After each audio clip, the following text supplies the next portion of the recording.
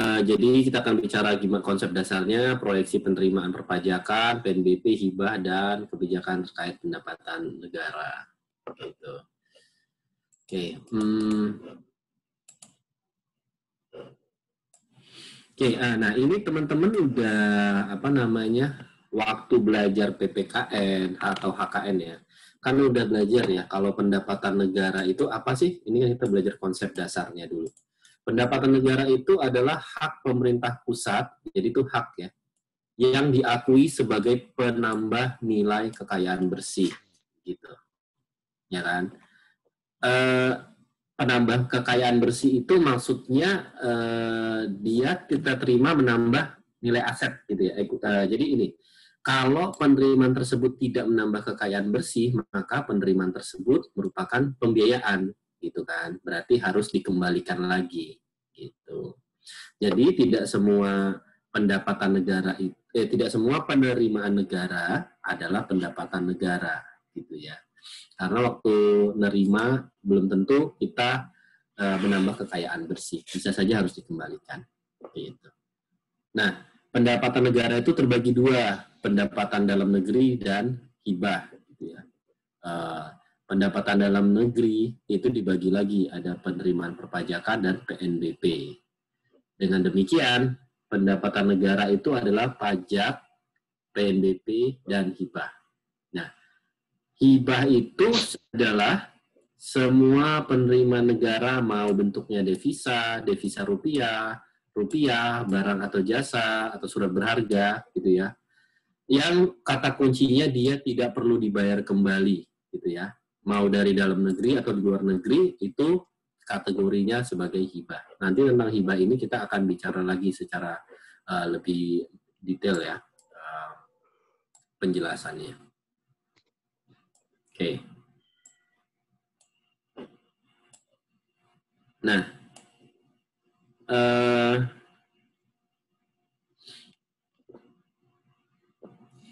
ini apa namanya kategorinya ya teman-teman ya. Pendapatan dalam negeri ada penerimaan perpajakan, penerimaan negara bukan pajak, dan penerimaan hibah. Dan hibah itu dicatat terpisah dari penerimaan perpajakan dan negara bukan pajak, gitu ya. Makanya istilahnya sebetulnya pendapatan negara dan pendapatan dalam negeri dan hibah. Jadi dia terpisah, gitu ya. Penulisannya. Nah, kan kalau APBN ini, waktu nyusun APBN kan pendapatannya belum diterima kan ya, uangnya belum ada diterima. Gitu. Jadi waktu mereka menulis itu, angka-angka di APBN itu sifatnya adalah perkiraan, gitu. Nah, dalam membuat perkiraan itu terhadap pendapatan yang akan diterima itu nanti ada istilahnya proyeksi penerimaan, gitu ya. Kira-kira lah diproyeksikan berapa, gitu. Nah, ini jenis-jenis pendapatan negara, ya kan. Pertama ada pendapatan perpajakan yang tadi kalian lihat ya, yang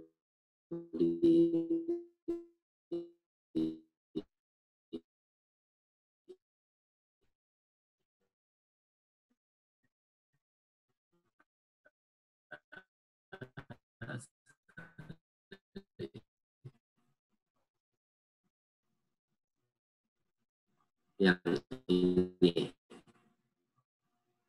perpajakan ini ada juga yang non pajak atau PNBP, penerimaan negara bukan pajak. Ini dari mana? Dari penerimaan SDA, sumber daya alam, bagi hasil pemerintah atas laba BUMN, PNBP lainnya, dan dari BLU. Nanti ini pun kita akan jelaskan lebih rinci ya, 4 hal ini. Gitu. Sampai sini suara saya jelas ya, teman-teman? Jelas, Pak. Oke. Nah, pendapatan negara itu yang mungut dan yang terlibat dalamnya itu ternyata unit kerjanya beda-beda, teman-teman. Teman-teman tahu lah ya. Jadi kayak untuk PPH, PPN, PPNBM, PBB, pajak lainnya itu di DJP, gitu ya. Cukai, bea masuk, bea keluar itu bea cukai, makanya namanya bea dan cukai karena dia ngurusin bea dan cukai. Terus kalau ngurusin hibah itu adalah DJPU gitu ya. Sekarang namanya DJPPR gitu ya. Terus Kementerian ESDM dia berurusan dengan yang tadi, yang SDA tadi gitu ya. Dalam hal ini pertambangan, panas bumi dan sebagainya. Jadi SDA yang terkait dengan migas itu di bawah ESDM. Kalau yang non migas itu ya tergantung non migasnya itu terkait apa. Kalau kehutanan ya berarti kehutanan SDA ya SDA kehutanan. Kelautan perikanan berarti SDA perikanan. Nah, kalau yang tadi untuk yang apa namanya bagian pemerintah atas laba BUMN itu yang lagi rame-rame sekarang itu tentunya dikoordinasikan di Kementerian Kemenek BUMN atau ya. Kalau PNBP lainnya ini berarti yang seluruh KL yang memungut PNBP ini kan contohnya kayak apa namanya ngurusin gitu ya, ngurus STNK gitu-gitu. Itu ya disesuaikan. Kalau SIM itu ya berarti di kepolisian.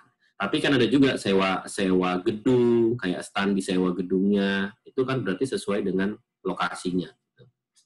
Nah, kalau BLU berarti disesuai dengan kementerian yang membawahi Satker BLU itu. Gitu. Oke.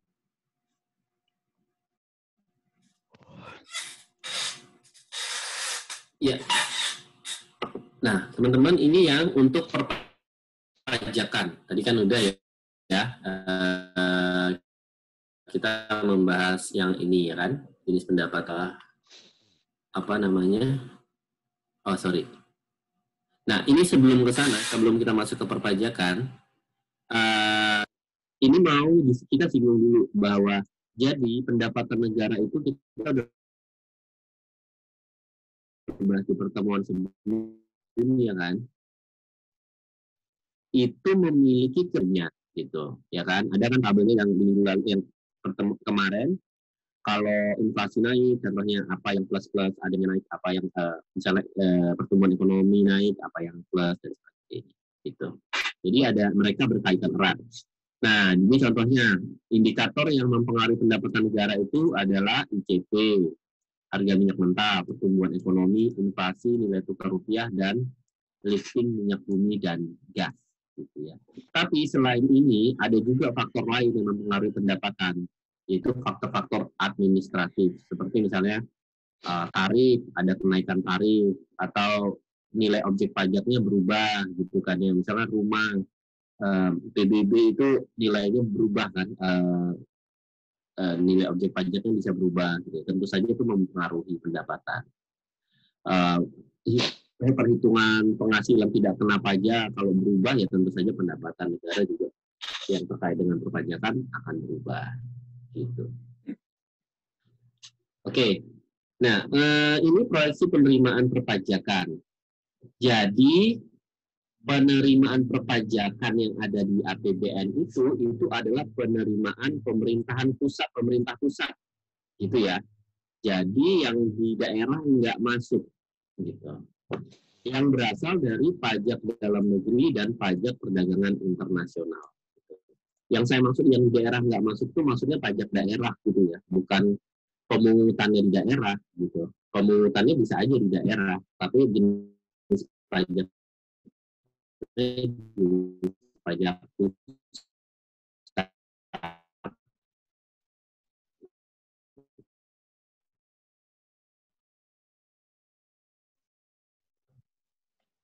nah dalam ini yang internasional dia masuk dan dia cukai.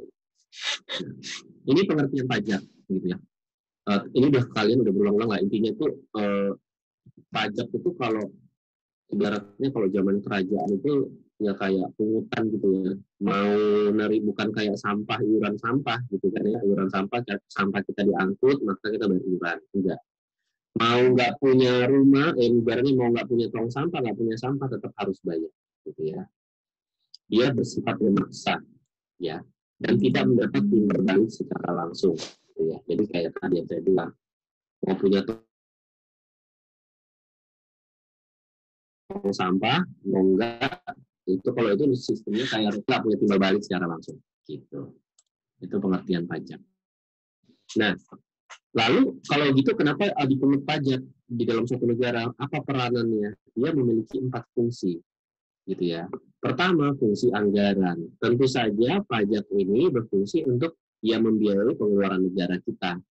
APBN kita itu mayoritasnya itu, nanti kita akan bahas tentang tax ratio dan sebagainya. Itu dibiayai oleh pengeluaran, membiayai belanja negara gitu ya, mayoritasnya. Gitu. Lalu yang kedua, pajak itu bukan hanya untuk membiayai, tapi dia juga mengatur pertumbuhan ekonomi. Yang kayak kemarin saya sampaikan ke teman-teman ya, counter cyclical itu, ya kan, untuk tujuan stabilisasi. Nah, pajak itu adalah salah satu alat fiskal dalam hal menjaga kestabilan ekonomi. Gitu. Kalau pertumbuhannya terlalu cepat, gitu kan bahaya. Apa sih bahayanya pertumbuhan ekonomi yang terlalu cepat? Paling bahayanya adalah inflasi yang nggak terkendali. Gitu. Kalau inflasinya nggak terkendali, akibatnya apa? Akibatnya adalah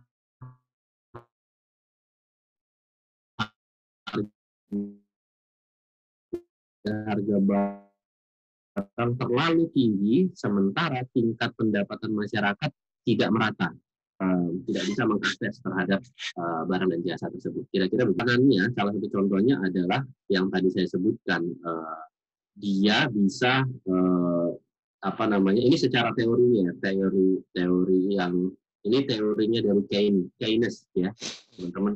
Jadi ekonomi kita itu kan sebetulnya mazhabnya itu ya Keynesian. Kita ada yang Adam Smith, ada yang Keynes. Nah, kita tuh Keynesian yang kita anut, di mana Keynesian itu beranggapan bahwa pemerintah itu harus intervensi untuk menjaga stabilisasi dan mengamankan pertumbuhan ekonomi. Nah, jadi cara satunya mengatur kan kalau dengan cara stabilisasi tadi, menurut Keynesian tadi itu ya itu dengan cara meningkatkan pendapatan perpajakan, gitu, sehingga uang yang berada di masyarakat tidak terlalu banyak. Atau bisa juga berupa kebijakan-kebijakan perpajakan lainnya, gitu. Misalnya pemerintah pengen menumbuhkan suatu industri tertentu, tapi supaya orang tertarik untuk terjun ke industri itu, maka diberikan keringanan pajak atau pembebasan pajak dan sebagainya. Itu contohnya. Di sini juga ada ya, fasilitas keringanan pajak untuk meningkatkan penanaman modal, gitu ya, meningkatkan biaya masuk terhadap produk dalam negeri, gitu ya. Biaya masuk terhadap produk luar negeri ini maksudnya adalah untuk memproteksi produk lokal, gitu ya. Jadi contohnya kalau kita itu pemerintah pengen melindungi kebijakan petani Indonesia, gitu ya. Dalam hal ini misalnya ketan, gitu misalnya beras ketan. Sehingga untuk bisa salah satu kebijakan proteksi itu adalah dengan cara memberikan tarif biaya masuk yang tinggi untuk ketan yang dari luar negeri. Sehingga ketika barangnya masuk ke luar negeri, ke Indonesia, ketannya harganya jauh lebih mahal dibandingkan ketan lokal. Kalau harganya sama, ya petani kita nggak bisa bersaing. Gitu. Kira-kira gitu ya. Nah, jadi pajak itu di sini peranannya bukan hanya untuk membiayai negara, tapi juga untuk mengatur, gitu ya, mengatur pertumbuhan ekonomi ketika dia mau melihat sektor-sektor tertentu yang berkembang dan sebagainya melalui kebijakan perpajakan. Lalu fungsi stabilisasi, gitu ya, dengan pajak pemerintah memiliki dana untuk menjalankan kebijakan yang berhubungan dengan stabilitas perekonomian. Nah, ini tadi yang contoh yang saya sebutkan tadi ya. Dengan meningkatkan pajak supaya ngerem supaya nggak inflasi yang counter cyclical itu. Gitu. Nah, lalu fungsi yang terakhir adalah fungsi redistribusi pendapatan. Jadi pajak yang kan ini kan di Indonesia kita kan orang yang lebih penghasil lebih banyak kan dipajakin lebih, gitu ya. Jadi ini semacam konsep subsidi silang lah kira-kira. Bukan berarti orang yang membayar pajak lebih maka akan mendapatkan pelayanan lebih, kan nggak gitu kan konsepnya. Kalau gitu sama kayak iuran ini dong ya, iuran listrik gitu ya. Kalau dia pakai banyak bayarnya banyak. Nah, Kalau pajak enggak, penghasilannya banyak, tapi layanan kepada orang yang berpenghasilan banyak itu belum tentu sama. Belum tentu, belum tentu sama. Gitu. Kenapa? Karena hasil pendapatannya itu melalui pajak itu diredistribusi ke pihak-pihak yang membutuhkan juga. Gitu ya. Jadi untuk apa? Membiayai pembangunan sehingga dapat membuka kesempatan kerja. Ujungnya adalah meningkatkan pendapatan masyarakat. Gitu.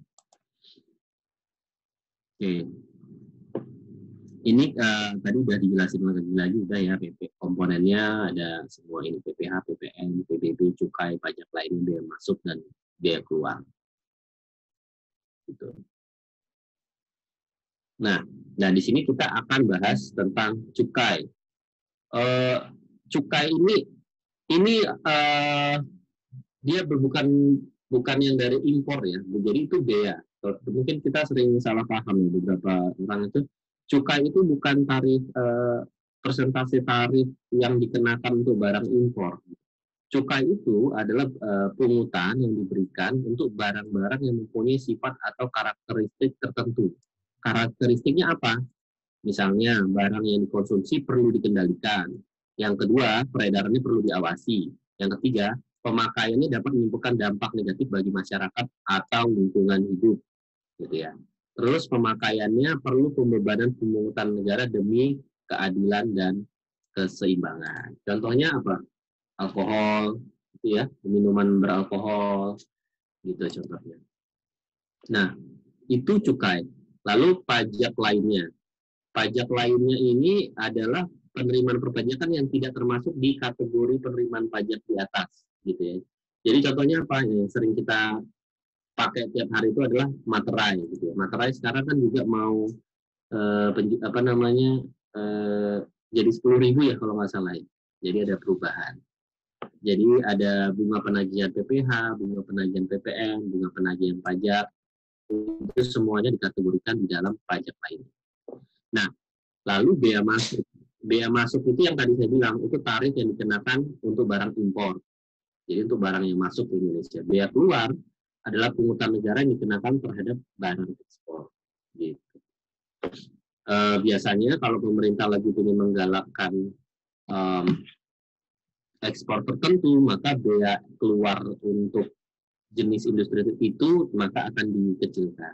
Tapi bea keluar itu bisa juga tinggi, contohnya untuk barang-barang yang sifatnya eksploitasi apa namanya itu, kayak kayu gelondongan misalnya, atau sesuatu sumber daya yang belum memiliki nilai tambah yang tinggi ya. Biasanya salah satunya cara pemerintah mengontrol adalah dengan bea keluar yang lebih tinggi. Gitu. Oke. Nah, yang tadi kan saya sebutkan, jadi pemerintah itu waktu nyusun APBN, pendapatannya kan belum kelihatan, belum ada. Maka pemerintah perlu melakukan proyeksi, gitu ya. Proyeksi itu berarti semacam prediksi penerimaan negaranya, gitu ya. Nah, ini di sini kita bahas proyeksi penerimaan pajak pada APBN. Yang melakukan siapa? Yang melakukan itu Kementerian Keuangan, gitu ya. Apa tujuannya? Untuk memperkirakan besarnya pajak untuk tahun anggaran yang direncanakan, gitu ya. Nah, di Kemenku siapa yang melakukannya? Bukan DJP ya. Jadi yang melakukan itu bukan DJP. Yang melakukan adalah BKN. Tapi datanya dari DJP. Ada dukungan data dari DJP. Gitu. Nah, hasil proyeksi itu lalu dikasih ke DJA. Dalam hal ini Direktorat Penyusunan APBN, karena akan menjadi ibaratnya sederhananya dikompilasi atau diolah dan sebagai dasar penyusunan RAPBN, gitu ya. Oke, jadi ini untuk memperkirakan besarnya pajak yang akan diterima di tahun mendatang, maka perlu memperkirakan besaran dari setiap komponen-komponen pajak yang ada. Jadi gini, penerimaan perpajakan itu kan ada PDN dan pajak perdagangan internasional, gitu ya. Jadi komponen-komponennya ini itu harus diperkirakan masing-masing, perkiraannya berapa, sehingga diakumulasi, ketemulah berapa proyeksi penerimaan perpajakan, gitu ya. Sederhana lah, maksudnya logikanya sederhana, tapi ngitungnya ya nggak gampang. Gitu. Tapi kita kan perlu tahu logikanya ya. Gitu. Nah, teman-teman perlu ingat juga bahwa pemerintah kita ini kan karena kita sudah menerapkan otonomi daerah. Otonomi daerah itu artinya apa sih? Otonomi daerah itu arti sederhananya adalah kewenangan daerah untuk mengurus pemerintahannya sendiri ya. Pertama, cirinya adalah dia memiliki kemerdekaan politik. Artinya dulu kan bupati, wali kota itu tidak pemilih ya. Sekarang pemilih gitu. Jadi mereka secara politik punya pemimpinnya sendiri gitu ya. Terus sebagai tindak lanjut kemerdekaan politik itu, maka mereka diberi kemerdekaan mengelola sumber dayanya dalam bentuk APBD, ya kan? Jadi itu APBD. Nah, APBD itu hasil dari pemerintahan pusat itu harus juga ditransfer juga ke daerah. Makanya ada transfer pusat ke daerah gitu ya. Sebagai tindak lanjut dari otonomi daerah. Nah, itu ada di Undang-Undang 33 tahun 2004 tentang perimbangan keuangan pemerintahan pusat dan pemerintah daerah. Nah, apa dampaknya dari si otonomi daerah dan otonomi daerah dan desentralisasi fiskal? Karena ada istilah itu, otonomi daerah, gitu kan? Daerah punya kewenangan. Sebagai implikasi otonomi daerah adalah dia diberikan kewenangan fiskal, didesentralisasi, tidak terpusat lagi di pemerintah pusat. Nah, implikasi desentralisasi fiskal itu adalah penerimaan pajak yang pemerintah pusat terima itu dibagi hasilkan dengan daerah. Gitu. Apa aja yang dibagi hasilkan ke daerah? Yang pertama dari PPH, yaitu PPH 21 sama 25-29 orang pribadi. Nah, 80%-nya untuk pemerintahan pusat, 20%-nya untuk Pemda. Gitu. Terus yang kedua, penerimaan dari cukai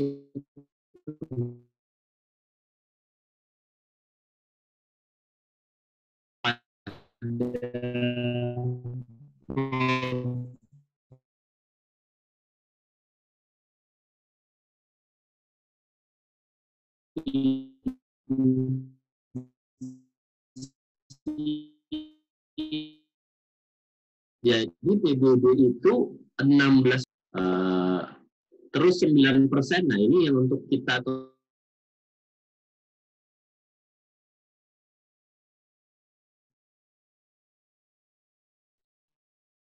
bagi secara merata di seluruh kabupaten dan kota gitu ya. Terus 3,5% dibagikan sebagai insentif yang realisasinya mencapai atau melampaui rencana penerimaan sektor tertentu. Jadi ini gini, untuk salah satu penyemangat kan ya. Kan kita kan dengan desentralisasi fiskal ini, kita hubungannya kan pemerintahan pusat sama pemerintahan daerah itu kan bukan hubungan atasan bawahan, ya kan? Jadi nggak bisa mekanisme punishment, gitu. Maksudnya selalu dipukul, dikasih tongkat terus gitu kan. Nah, salah satu caranya adalah dengan memberikan insentif gitu ya. Insentif ini sebagai wujud partnership lah, hubungan mitra antara pemerintahan pusat sama pemerintahan daerah. Oke. Nah, selanjutnya BPHTB. Kalau BPHTB ini sejak 2011 sudah dialihkan ke pemerintahan pajak daerah. Ya. Jadi sekarang sudah bagiannya pajak daerah. Dan ini diatur di Undang-Undang 28 tahun 2009 tentang PDRD, pajak daerah dan retribusi daerah. Gitu. Oke, teman-teman, kita ini sekarang belajar tentang tadi kan tentang proyeksi penerimaan pajak. Nah, ini kita belajar tentang tax ratio. Ini tax ratio ini menunjukkan sebetulnya dari skala ekonomi kita itu berapa sih yang berkontribusi kepada pajak gitu ya. Artinya gimana ya cara jelasin ini? Ini dulu deh, dari tax ratio itu artian sempitnya itu adalah seluruh penerimaan perpajakan dibagi sama PDB.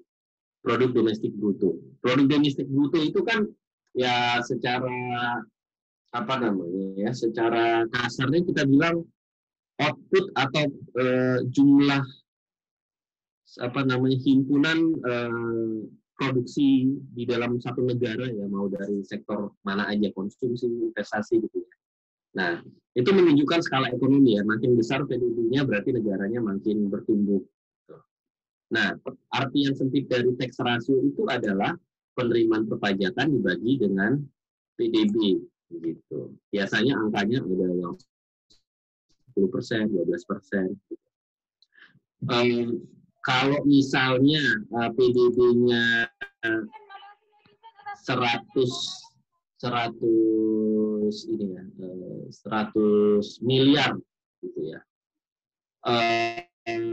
Lalu pajaknya 10 miliar, berarti tax ratio-nya adalah 10% gitu ya.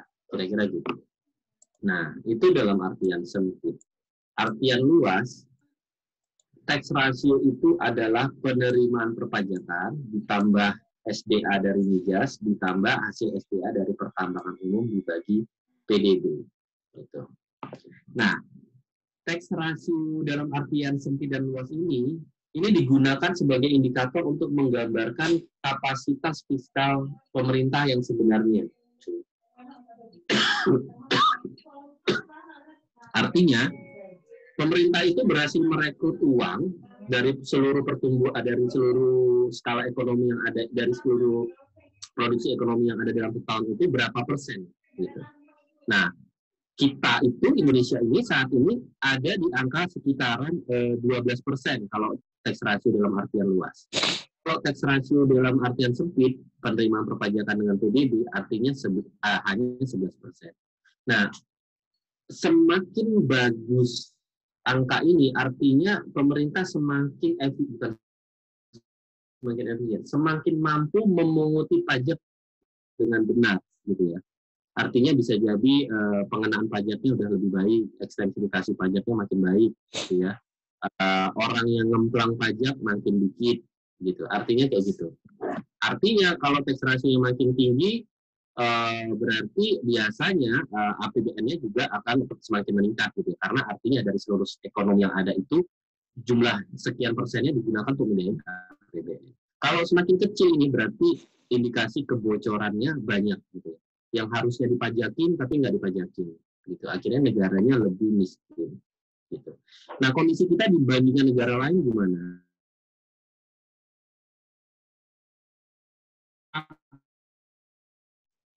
Gitu ya. Apa namanya, penerimaan perpajakannya dari PDB gitu. Sedangkan di Jerman itu 36%. Indonesia ada di sekitaran yang tadi saya sebut 12, ini angka tahun 2013 ya, itu 13%. Gitu. India lebih parah dari kita. Gitu. Nah, ini gambarannya. Oke. Nah, lalu lanjut ke PNBP. Jadi kan ternyata penerima pendapatan negara itu kan nggak serta-merta hanya dari pajak saja. Ada juga yang dari PNBP. Gitu. Jadi pola pikir kenapa sih ada negara mengutin lagi di luar pajak? Asumsinya karena semua biaya pelayanan publik itu nggak bisa dikasih gratis ke masyarakat. Gitu. Contohnya kalau misalnya apa tadi yang ya contohnya ya orang bikin SIM ya, duit pemerintah nggak segitu. Ada adalah seluruh penerimaan pemerintahan pusat yang tidak berasal dari penerimaan perpajakan dan hibah gitu. Nah, PNBP itu adalah pungutan yang dibayar oleh bisa orang pribadi atau banyak dengan memperoleh manfaat langsung maupun nggak langsung atas layanan atau pemanfaatan sumber daya hak yang diperoleh, gitu ya. Nah, ini yang perlu diingat. Kementerian lembaga yang menerima dia yang memungut PNBP itu, kan kalau PNBP itu kan tadi kan sudah disebutkan kan, yang memungut itu adalah tergantung kementerian lembaganya di mana layanannya ada gitu kan. Kalau tadi SIM, STNK berarti itu di bawah kepolisian misalnya gitu. Nah, tapi hasil PNBP itu nggak bisa langsung digunakan oleh si kementerian lembaga itu. Dia harus mendapat persetujuan dari Kementerian Keuangan. Lagi pula, PNBP itu harus disetor pula ke kas negara. Jadi kalau mau digunakan kembali, harus disetor ke kas negara, baru mendapat persetujuan dari Menteri Keuangan dulu. Kira-kira gitu ya. Nah, ini penjelasannya tentang PNBP. Siapa subjek PNBP? Bisa pribadi, bisa badan. Objeknya apa? Bisa aktivitas, bisa hal, bisa benda, atau sumber penerima negara yang lain. Ya. Apa bentuknya? Pemanfaatan SDA, gitu ya. Misalnya izin penggunaan lahan, gitu ya, atau pelayanan tertentu, gitu ya, pelayanan pemerintah yang diberikan ada kayak kita di rumah sakit, gitu ya, ada layanan-layanan tertentu yang berbayar tapi sangat murah sekali, gitu ya. Terus PNBP itu juga adalah pengelolaan kekayaan negara yang dipisahkan. Atau yang tadi saya sebutkan BMN, ketika ada barang milik negara, gedung disewain gitu, maka itu masuknya PNBP. Pengelolaan dana dan terakhir adalah hak negara lain gitu. Nah, tarif PNBP itu bisa tarif spesifik atau ad valorem ya. Spesifik itu sudah ditetapkan nilai nominalnya. Kalau ad valorem ini dengan persentase atau formulasi tertentu. Ini untuk PNBP ini ada mata kuliahnya ya. Kalian sudah belum? Barengan sama sekarang Pak semester ini. Oke, ya. Jadi saya nggak perlu banyak lah menjelaskannya. Oke, ini juga nanti teman-teman detailnya bisa dari yang mata kuliah yang sudah ada yang PNBP gitu ya. Tapi secara garis besar, kebijakan PNBP itu digunakan untuk optimalisasi produksi, gitu ya. Jadi uang dari PNBP itu digunakan untuk optimalisasi, gitu ya. Lalu untuk meningkatkan pelayanan juga, terus tarif PNBP itu harus mempertimbangkan demikian. Lalu untuk peningkatan dividen BUMN dan sebisa mungkin menggunakan teknologi terintegrasi, gitu. Oke, jenis-jenisnya apa aja? Tadi sudah saya singgung, SDA, penerimaan dari sumber daya alam, laba BUMN, PNBP, dan BLU. Gitu ya. Nah, untuk yang migas, itu, ini kan apa ya, lebih ketika, pemerintah, atau dalam hal ini Pertamina ya, mengeksplorasi gitu ya. Nah, ada bagian bersih pemerintah di dalamnya. Jadi, PNBP SDA Migas itu merupakan pendapatan yang diperoleh dari bagian bersih pemerintah atas kerjasama pengelolaan sektor hulu.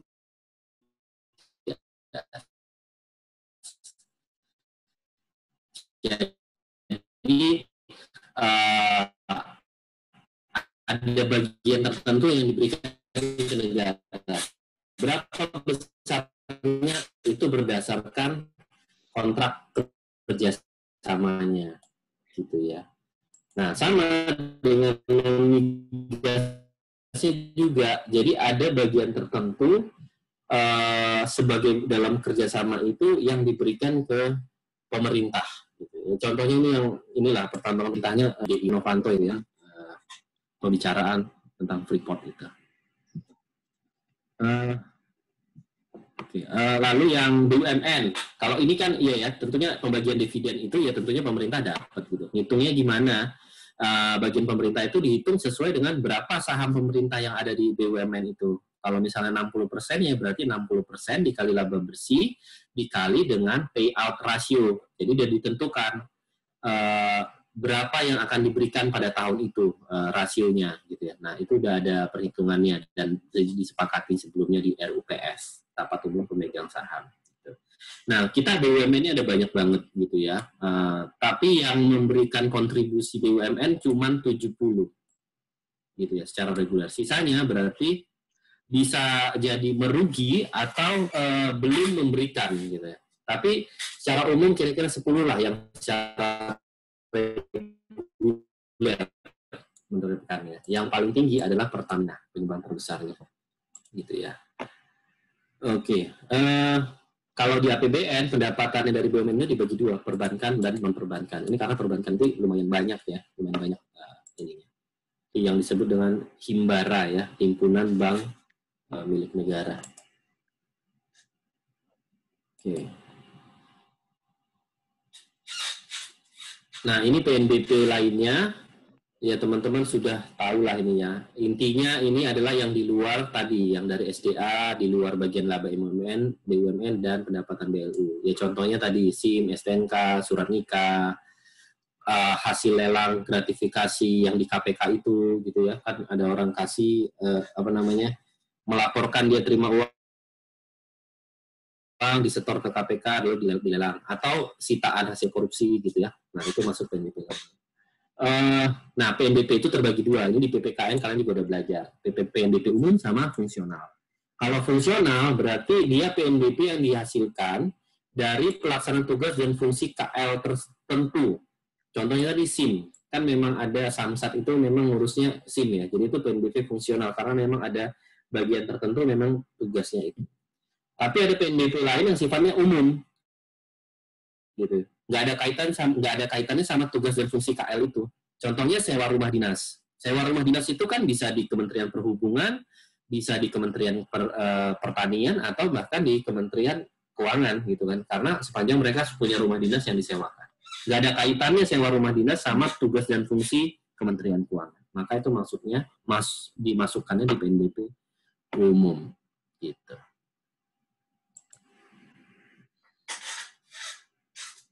Nah, ini yang BLU. Kalau BLU itu, pendapatan dari BLU itu bedanya sama PNBP yang tadi adalah dia bisa langsung digunakan oleh instansi BLU itu sendiri, gitu ya. Pendapatan yang diperoleh tadi, gitu. Nah, kalau BLU, teman-teman, ini ada juga kan mata kuliahnya ada ya? Teman-teman udah? Enggak ya? Belum ada, Pak. Belum ya? Di PPKN. Oh, di PPKN. Oke. Jadi yang paling banyak itu BLU itu rumah sakit sama perguruan tinggi negeri sama stan sendiri gitu ya. Nah, saat ini ada 200 satker yang berstatus sebagai BLU. Gitu. Nah, untuk PNBP ini kan sifatnya perintil-perintilan ya. Maksudnya kalau kita hitung di dalam APBN ya, ada yang PNBP dari A, B, C, D, E, dan seterusnya. Nah, sekarang untuk tujuannya biar transparan dan lebih akuntabel, PNBP itu di APBN itu dirinci sampai 6 digit per akunnya. Jadi maksudnya gini, jadi bisa kelihatan terlacak gitu ya, PNBP dari mana, gitu kelihatan. Jadi misalnya kayak gini, pendapatan dari penjualan hasil tambang itu 423113. Berapa sih pendapatan dari lelang gitu ya? Ini 423117. Dari perikanan dan seterusnya. Gitu ya. Nah, lalu selanjutnya pemungutan PNBP itu sifatnya bisa kayak kartu handphone, bisa prabayar, bisa pasca bayar. Prabayar berarti sebelum barangnya bisa diberikan, dia sudah harus dipungutin bayaran. Contohnya bikin SIM, kita bayar dulu kan baru dapat SIM-nya. Atau pasca bayar, misalnya pertambangan, itu kan royaltinya. Dia kan udah selesai, udah ini dulu, barang dan jasa diambil, baru setelahnya dapat royalti.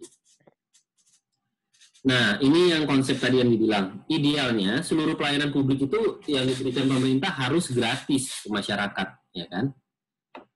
Tapi karena kemampuan keuangannya belum mencukupi, ya pemerintah terpaksa mengenakan PNBP atas pelayanan publik tersebut.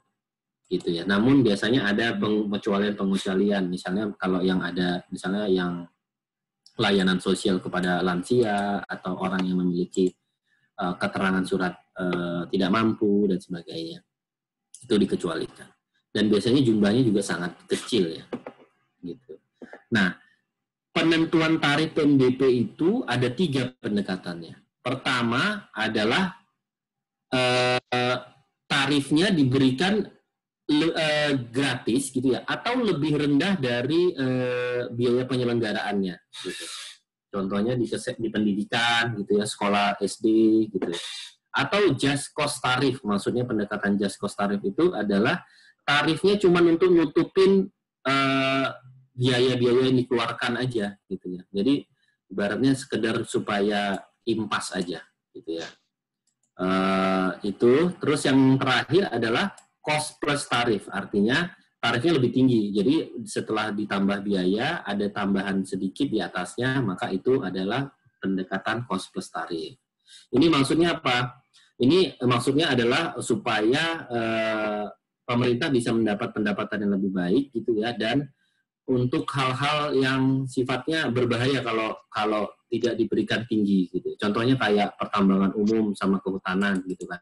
Ini kan ini ya kalau tarifnya nggak gede, wah lebih bahaya lah gitu ya. Artinya banyak yang kita kecolongan.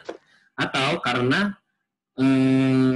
manfaat ke masyarakatnya jauh lebih besar gitu ya. Jadi untuk yang seperti itu maka tarifnya diberikan. Contohnya ya kayak sewa gedung untuk nikah gitu kan ya. Tarifnya ya kalau dibuat just cost tarif, kan cost tarif untuk biaya pemeliharaan gedung dalam 1 hari itu kan sangat kecil gitu ya. Tapi jadi kalau dikenakan sewa gedung pemerintah cuman misalnya 500.000 gitu, itu kecil sekali. Atau anggap 1 juta gitu ya, kecil sekali karena belum nutup biaya AC dan sebagainya. Dan manfaat yang diterima masyarakatnya dengan adanya gedung itu jauh lebih besar, sehingga itu bisa menyesuaikan. Gitu. Oke, itu namanya nanti PNBP untuk penentuan tarif PNBP-nya, gitu ya. Teman-teman kalian siapa dosen PNBP-nya siapa? Pak Heru, Pak. Oh, Pak Heru Ahmadi. Gimana? Sudah jelas lah ya dengan terkait PNBP ya.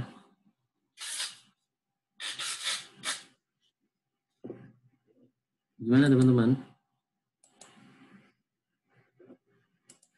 Halo. Jelas, Pak. Jelas ya, oke. Artinya maksudnya sudah jelas dibahas gitu ya waktu dengan Pak Heru kan. Oke, jadi ini tidak akan saya jelaskan lebih rinci ya. Oke, ya yang PNBP mungkin bisa saya skip ya untuk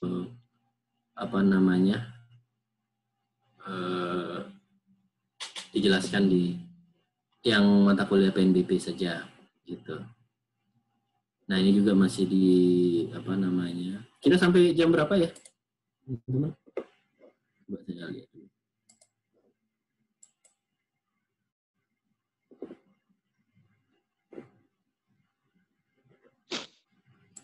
Sampai 11.10, Pak. Sampai jam berapa teman-teman? Jam 11:10. Oke.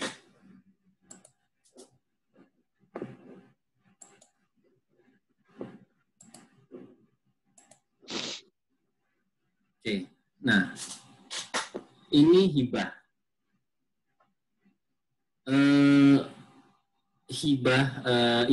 Ini tadi kan sudah dijelaskan ya. Dia digunakan untuk mendukung program pembangunan nasional dan atau mendukung penanggulangan bencana alam dan kemanusiaan gitu ya. Jadi hibah itu ya bedanya dia bersifat tidak wajib dan tidak mengikat gitu ya, dan nggak terus-menerus.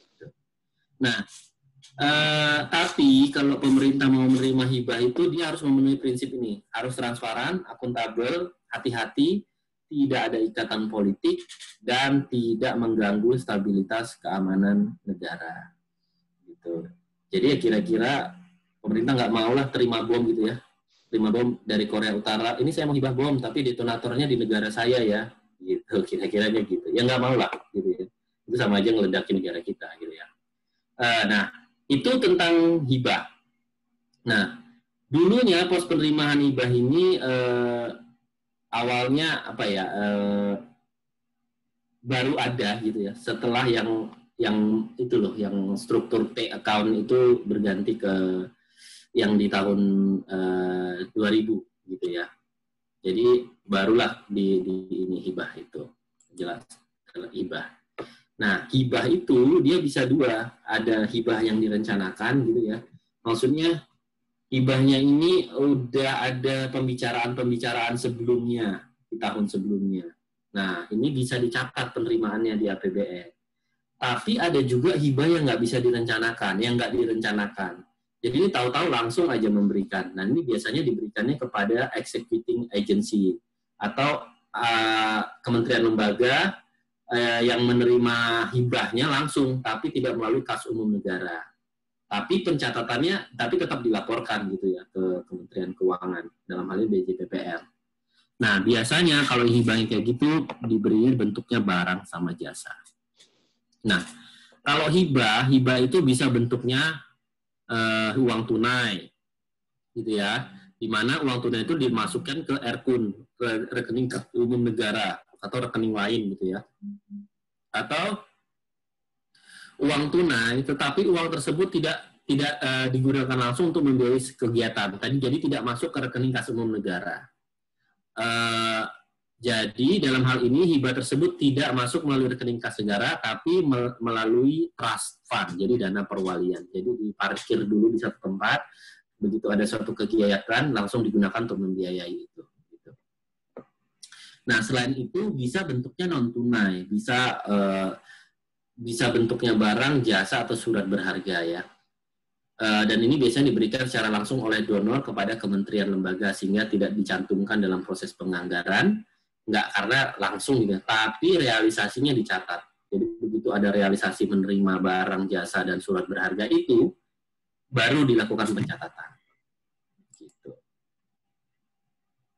Nah, berdasarkan sumbernya, hibah itu ada dua, yang berasal dari luar negeri dan dari dalam negeri. Gitu ya. Ya, ini mudahlah kita memahaminya. Dari dalam negeri itu bisa siapa aja, bisa misalnya pengusaha memberikan sesuatu hal, atau orang pribadi ingin menghibahkan lahannya berapa ribu hektar, itu bisa aja, atau berapa ratus hektar, itu bisa saja terjadi. Dan jadi hibah ini adalah bagian dari jenis penerimaan yang tidak dapat dikontrol ya. Karena kenapa ya? Karena bisa jadi bahkan gini. Donor yang semula sudah merencanakan untuk memberikan hibah, bisa jadi di tengah jalan mereka mengundurkan diri ya, artinya nggak mau memberikan hibah lagi. Nah, itu bisa terjadi. Makanya pemerintah nggak bisa menggantungkan APBN-nya dari pos pendapatan ini, yaitu hibah. Gitu. Nah, ini hibah yang kita terima ya dari tahun 2010 ke 2019. Ada penurunan yang drastis di tahun 2018, 2019 dan seterusnya. Gitu. Nah, ini adalah kebijakan yang terkait dari pendapatan negara, gitu ya. Jadi pendapatan negara itu untuk mendukung pemulihan ekonomi dan transformasi, gitu ya. Jadi pemberian insentif perpajakan, peningkatan SDM, dan penguatan sektor strategis dalam rangka transformasi ekonomi. Nah, kebijakan ini itu disesuaikan dengan yang teman-teman sudah bahas waktu penyusunan APBN itu. Pembicaraan pendahuluan dengan DPR, melihat RKP dan RPJM. Jadi kebijakan pendapatan itu